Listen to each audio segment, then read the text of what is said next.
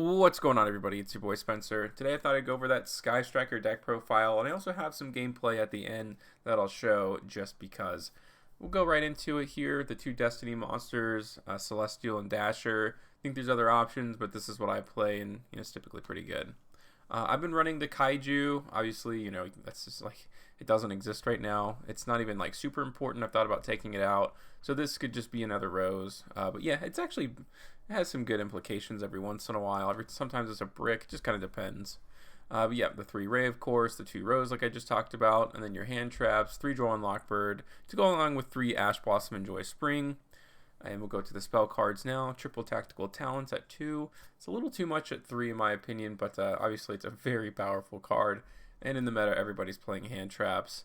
Although everyone's probably a little scared right now because of Cross-Out Designator. It'll be interesting to see, just how much this card's able to be used moving forward. But, for now, it feels like a really good thing to have in the deck, especially because it's a spell card at the end of the day. And then the 1 Reinforcement of the Army. There's like so many 1-ups in this deck, so I was thinking like this must be good because all these cards are limited. But yep, the 3 Fusion Destiny, like I've been talking about, the 1 Terraforming. This used to be Upstart Goblin for me, but this is like way better than Upstart. It's like almost like you'd want to draw that off the top for the most part. And also, it's just an easy to activate spell card. Called by the Grave. It's an amazing card. I don't run Cross-Out Designator. I don't think it's all that necessary in this deck. I run Afterburners and the jamming waves. Some people say like they're a surprise, like why don't you play like Cyclone or MST, but I mean this is searchable, and like if you can have a spell or a face down trap destruction like at any point in the game, like sometimes you really do need that, and that's what jamming waves does. I get it though, because it's only face down cards, but I still think it's really, especially the going second, which this deck wants to do. The 1 Engage, this card's insane. Multi-roll, also a very good card. And then, my ratios here, well, the 1 Horned Drones, of course. I do 2 Shark Cannon and 2 Widow Anchor. Truthfully, I would consider only playing 1 Shark Cannon. It's like, oh, like that's the copy that you need in case, they banish something from the graveyard. It's nice to be able to, special summon from their graveyard to help Link climb. But Widow Anchor technically does the exact same thing.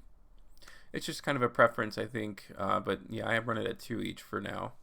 And then the 3 Area Zero. It's a very good field spell. It can be pop with Fusion Destiny, which is great.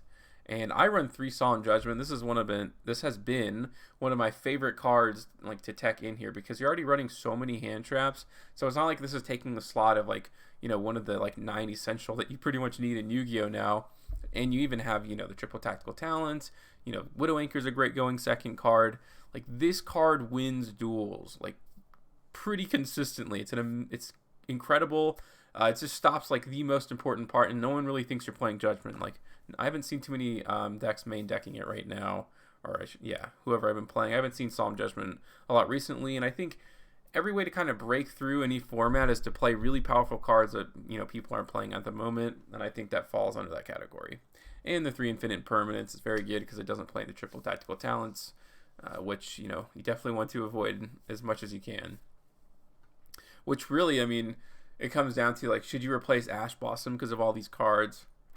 I don't know. I think it's fine.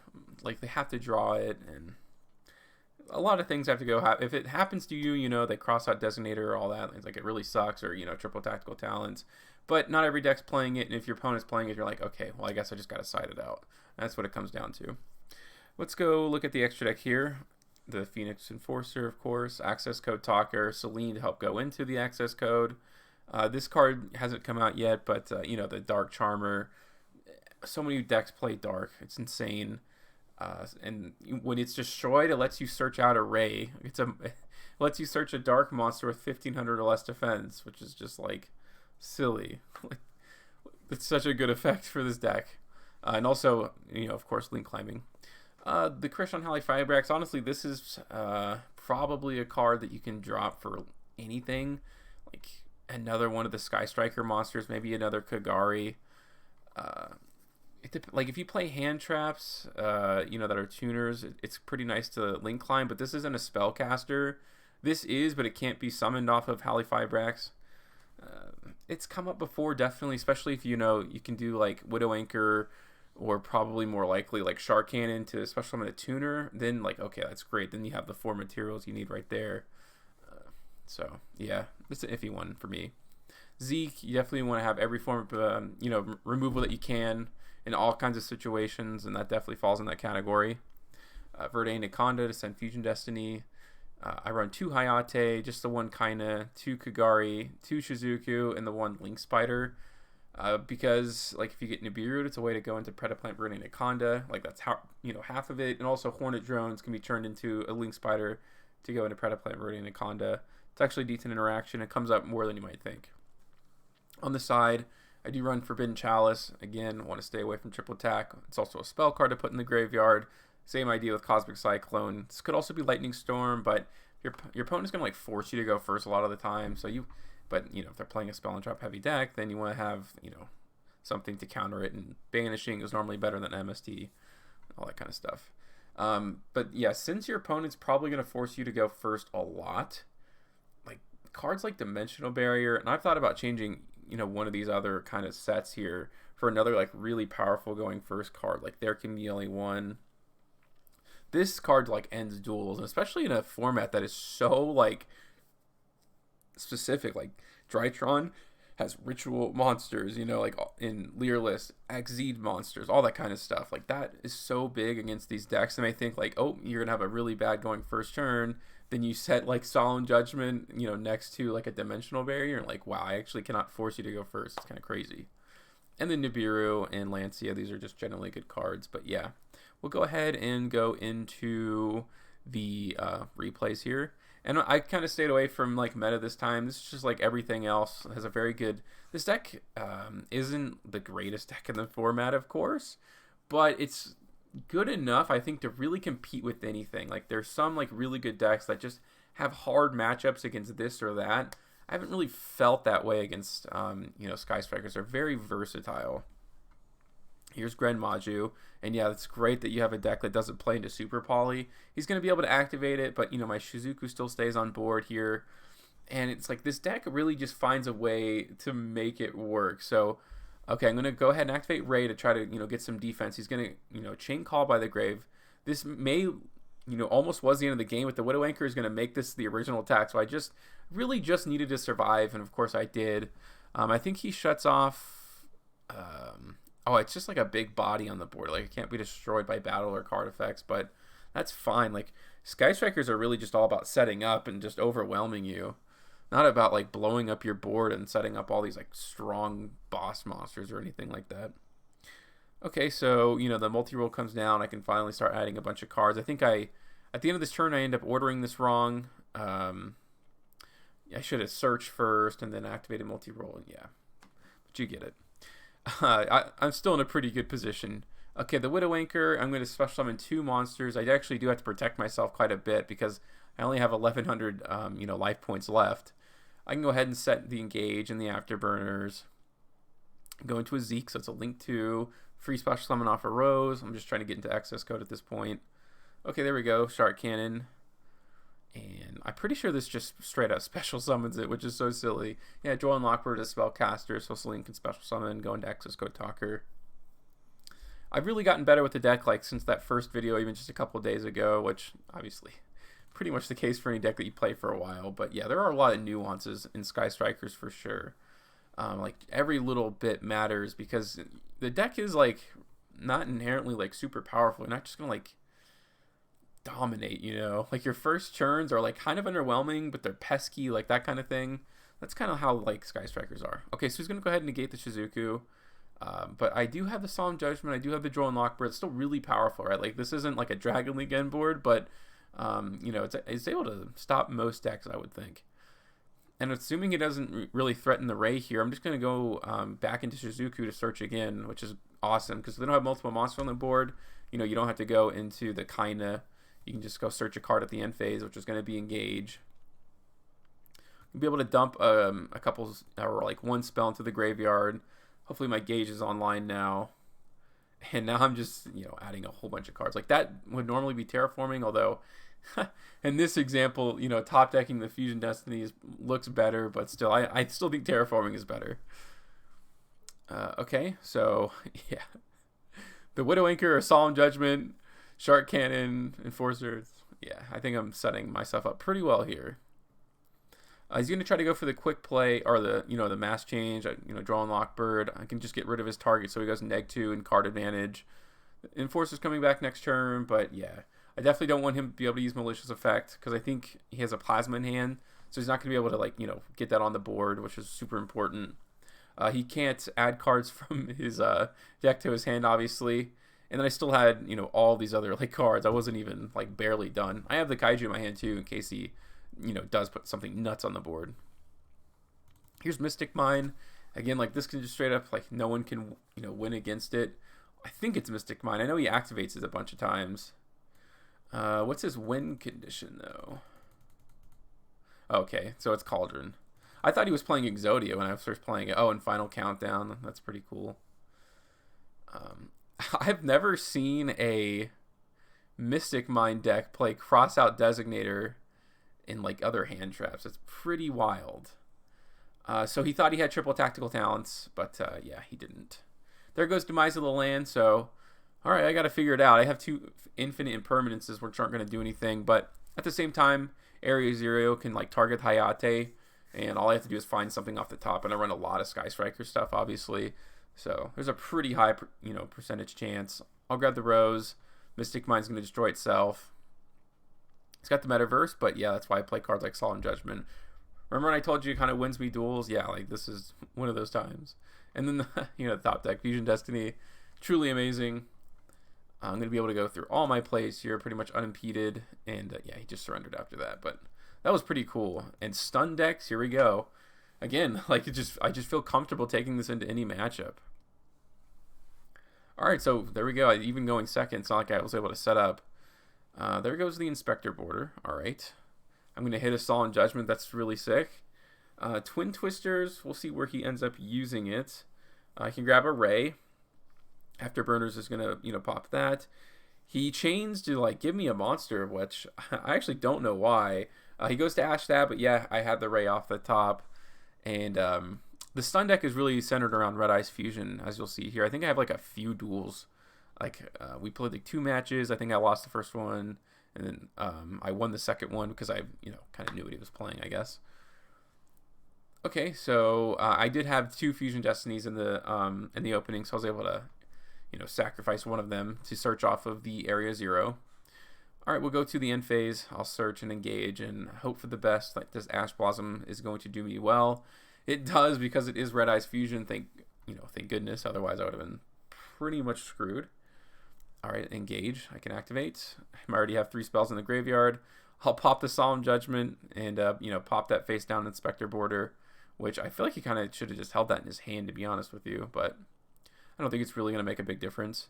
All right, there goes the Ray. I can pop the with Afterburners to pop the back row, which is pretty nice because I did have the Ray off the top. That way I can still go into all my Sky Striker plays and get rid of whatever's back there. And if it was I can't think of the name of it now, but when it's destroyed, it special summons anything. I had answers with the Ash, so I wasn't. I was technically playing around it, or I had the resources to make a risky play like that. And when we're duel against this deck, Super Poly, yeah, again, that's awesome because if they're main decking it, then they've just wasted a card. This is actually a really weird duel. So he activates the Macro Cosmos, which is really, really bad. But stupidly, I thought I would go into Verdant Econ and Fusion Destiny. But yeah, it has to send to the graveyard. I'll activate the Solemn Judgment to just even give myself half a chance here. Afterburners seems okay, but it's Waking the Dragon. I was just talking about this card. I couldn't think of the name. I knew he was playing it, but okay. Top decking Fusion Destiny is really nice. It puts a lot of pressure on him for sure. These are too dark, so Starving Venom. All right, I'm gonna go ahead and pop the Starving Venom to hopefully preserve some life points here. Still have the Ash for the Red Eyes Fusion if he has it. Draw and Lockbird. That doesn't really do anything for me. These technically don't matter. I'm pretty much good to go. And as long as he summons a monster, I should be okay. But I'm trying to set that play up a little bit. Area Zero. Okay, we'll pop the triple tack. Oh, he goes to hit Ash. That's the worst thing you could do because I'm going to be able to draw 2 cards. Afterburn is going to pop the back row. It is Waking. I didn't know, like, this was the first game, so I had no idea he was playing that card. But yeah, luckily I had the response. And I had multiple responses, you know, with the Solomon and the Imperm. Alright, can't activate Fusion Destiny again, obviously. I'll grab a Widow Anchor that doesn't do anything. It's almost like he has like Mystic Mine on the board. Oh, okay, that's a decent top deck, although I don't know how much it really does, other than really turn on the clock for this guy. You know, Mind Control is like one of the worst cards you can have against Sky Striker, because I can just chain, you know, obviously to go into another of the Sky Striker extra deck monsters. I'll grab another Widow Anchor, or maybe a Rose, again, just trying to put as much damage on the board as possible, you know, dare him to get into something that he can use. And he goes ahead and surrenders because I had just enough life points. Like, wow, I was actually pretty close. All right, and now we can go to the other side. Like, that was stun. Here's combo decks. But I think this, or no, I wanted to say like this guy messed up, but he actually doesn't. So he has the extended in his hand with the Jester Confit. He's like doing the nay-nay. I didn't notice it until this duel. Okay, so he goes into Scrap Raptor. In my mind, I'm thinking like Borreload Savage Dragon, Appaloosa, all that kind of stuff. But he ends up going for this like kind of Dagda combo. He's also playing like a lot of super heavy samurai stuff. I don't know what that's all about.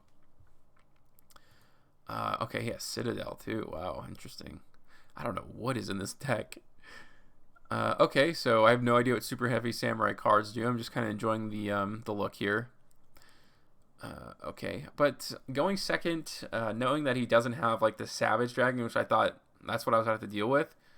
I have like, you know, the negate for that. So he's going to try to go into whatever it's called. I can't think of the synchro to attempt to pop the Scythe. And I will go ahead and activate, you know, Widow Anchor. So I'm fine for this turn. That's why this card is so insane. I think it was semi-limited for a while. I don't remember. I know it was on the ban list for a bit of time, but that feels like such a long time ago. All right, so the Kaiju's kind of stick in my hand. That's why it kind of feels like a brick, to be honest with you. He goes for the, you know, the Baron de Fleur. They got rid of the Baroness. I could just call it Baron. He goes to, I think he popped his own card, and I chain called by. He doesn't negate that, surprisingly. This goes into a Zeus. As long as I can get like maybe just like a Sky Striker on the board, I'm feeling pretty nice. He tags out his like Omni negate for Scythe, which is really, really interesting. You know, in Scythe actually isn't all that great. You know, well, there's a Kaiju. I guess it does come up in this game. I said it was like a dud in my hand, and there it goes. It just like played a huge part in like breaking his board. But yeah, they had the Scythe, but you know, obviously you can just tag out, so you're able to, you know, survive for sure. There goes Hayate. All Sky Strikers need is like one turn to like overload on all of their like awesome effects and recursion, and you know, activating Engage a bunch of times, drawing extra cards. And I'm going to pop the Area Zero to special summon a Ray from the hand. I can go into Verdant Conda for the Destiny. And I actually could have gone into Exos Code Talker, but it wouldn't have been a... I don't think it would have been big enough for game, because it would have had an extra 3 stacks. Actually, it might have. The top deck didn't matter, but yeah, I think I may have misplayed there for sure. Not that this was like horrible. Here is Majesties. I'd never play against this deck, so I thought, why not now? Like, this is what I did against, you know, Majesties. I think they had one card that came out recently that's good. Something about, like, equipping and not being able to use certain card effects. I don't remember. Quintet Magician's, like, one of the boss monsters of the deck, but, well, I guess you do have the Kaiju, so... The whole like first half of the video is just me talking about how I don't like the Kaiju that much, and now like every single duel I'm just using it. And you know, here comes the Forbidden Chalice, which is pretty cool. Off of the Fusion Destiny, because this card equips monsters, so I definitely like had to negate that, right? Okay, all those monsters are gonna get sent to the graveyard. I can use the Enforcer, because if this gets equipped, it's like super not good if he takes control of Phoenix Enforcer. Alright, there goes the Ash Blossom there. Can't search out his monsters. He's going to be able to draw one off the top. It ends up being a Necro Fusion, which is pretty nice. Even if this card is drawn by... It's card or battle. It's so stupid, dude. Phoenix Enforcer is so good. And, you know, I'm going to just have to set this Shark Cannon at some point or use it, whatever the case may be. Okay, so he goes for the Quintet Magician. It's to destroy my cards, but yeah, when you destroy that, you give me a Ray from the deck, which is just super sick. I'm going to tag that out. For the Hayate. Like, this deck is crazy. It really is. I can grab Engage. For a Widow Anchor, draw an extra one. I can get the Quintet Magician and get rid of it. Like, the removal in this deck is so unreal. It's like, you just have to, like, big brain everything that you're doing. And there really feels like an out to pretty much anything your opponent has. It's just unfortunate because sometimes it's like, all right, you're going to go first. And it's like Shizuku, Ash Blossom, end phase. Like, oh, cool, I quit. That is the only issue with the deck. There goes the triple tactical talents. Oh, Ripperoni, man. That's crazy. That card is good when it's good, and that's for sure. Here's Despia. He's got triple tack, a couple Nibiru's, a polymerization, and a curtain raise. I go first here. I have the Lancia, which is actually pretty decent, I think, against Despia. I know like some of their fusion spells have to banish. And also have the Phoenix Enforcer too, so I'm feeling decent enough. He looks at my hand, shuffles back. He lets me keep the multi-roll, which is kind of sus in my opinion. So he goes for the Quaterius, which that doesn't really do much. I definitely want to pop this back row, but it's okay. Like, he's gonna lose attack. Like, actually, this card stinks really bad. Like, it makes all the attack of monsters on the field 0 unless they're fusion 8s. Then that's, obviously that's what Phoenix Enforcer is. Obviously I already have it, so I can send something like the Destiny, go into Hayate, go into Shizuku, pass Churn, and there we go, Shark Cannon, which is pretty cool. There goes the Disciples, which is fine, because I want to be able to negate the Ecclesia, and I wanted to, whatever that back row was, pop that too. And then, have the Infinite Impermanence. I still have the Widow Anchor. I'm holding on to that. Ray can come out. You may have thought I should have summoned that in defense position. It's kind of the same thing, but going to Shizuku, the attack was lowered enough where it didn't really matter what I did, and obviously I didn't have to go into Kaina either. Okay, I have to force out this fusion summon here, which is cool because if he didn't respond, obviously he can't fusion summon. And then I kaiju the monster. I didn't really have to, but I think I make a pretty nasty misplay here because I'm playing Despia, so in my mind I'm like, oh, he has to have a Dark Engrave, but he actually doesn't have a proper target for this, which is because this was, sent off a Disciple, so it wasn't properly summoned first, and it can't be summoned after that. So it was a really bad misplay by me, and I have all this great setup, and this just monster sitting here. So he goes for the Fleur. It only gains 500 attack, but I talked about this in the deck profile. It searches Ray because why not? I could use Enforcer to pop the Quaterius. That's okay. I don't know. I'd rather just pop the Knight, use Hayate, gain a little bit more of an advantage. There we go. There goes the Zeke. I can use, Engage. Off the top, I get a Solemn Judgment.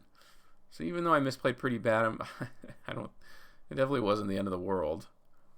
Triple attack's actually pretty neat, but if he can survive long enough. Maybe I actually shouldn't even have used the effect. I was trying to, gain as many attack points as possible, maybe. Although, I actually probably should have saved that. I'm going to leave my main monster zone open, obviously, for all these, crazy traps. Plus the Phoenix Enforcer, he goes for evenly match. There comes the Solemn Judgment, which is just super sick. Like I said, this just wins duels, and you're seeing why in these replays. And one more duel here. It's going to be Majesties again. Still got that Forbidden Chalice. With the Fusion Destiny in hand, you draw one of your bricks, which is not one of the greatest things in the world to see, but, I have enough disruption where I feel pretty comfortable. Fusion Destiny alone is able to just put in a lot of work. There goes the 600,000 IQ play, because he had Secret Village of the Spellcasters. Droll Lockbird is a spellcaster, so go ahead and normal summon that, activate Fusion Destiny. You love to see it. The Fusion Destiny is going to come back next turn. I still have, a Forbidden Chalice and an Infinite Impermanence. You can pop the, Secret Village, or I guess his back row still. He doesn't control any spellcaster monsters. I'll bring this back, and I can use the effect to draw a couple cards, which is really good, of course. I can't go into Sky Strikers because I did have that draw, but yeah, that's fine. I was doing pretty well, But yeah, that is the deck profile and some more gameplay. Let me know what you guys think about this in the comment section down below. Other than that, that's going to do it for today's video, and I'll see you guys next time.